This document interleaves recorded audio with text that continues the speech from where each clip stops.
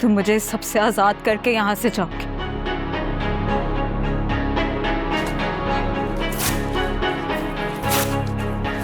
اس کی گردن پر نا انگوٹھا رکھ کے ڈائیورس لوں گی میں اس سے. اور جسے پا سکتا ہوں اسے چاہ کر بھی محبت نہیں کر سکتا.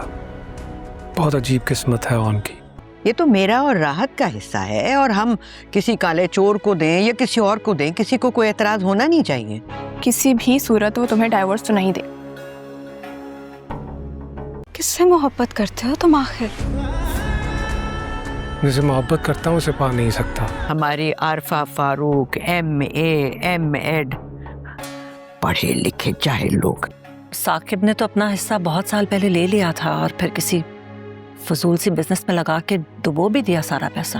یعنی فاروق اور عارفہ نے اپنے تابوت میں آخری کیل ٹھوک دیا، اور وہ بھی اپنے ہاتھوں سے.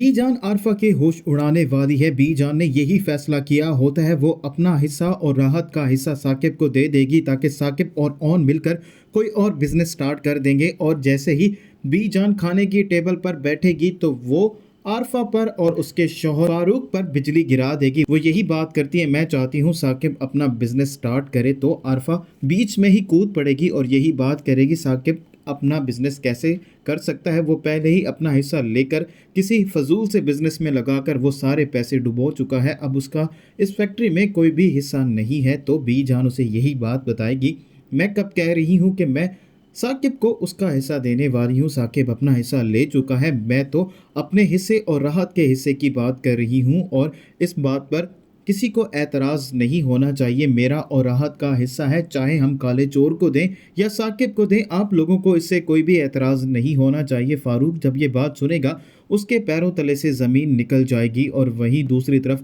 اون آئلہ سے جب بات کر رہا ہوتا ہے تو آئلہ کا موڈ بہت زیادہ خراب ہوتا ہے اور وہ وہاں سے اٹھ کر جانے لگتی ہے. تو اون اس کا ہاتھ پکڑ لیتا ہے اور آئلہ کو یہ حرکت اون کی پسند نہیں آتی اور وہ اسے ڈانٹ دیتی ہے. اور وہیں دوسری طرف رملہ پلان بنا رہی ہے کہ وہ شامی سے ڈائیورس لے، لیکن اس کی پھپھو عارفہ کبھی بھی اس کی ڈائیورس نہیں ہونے دے گی.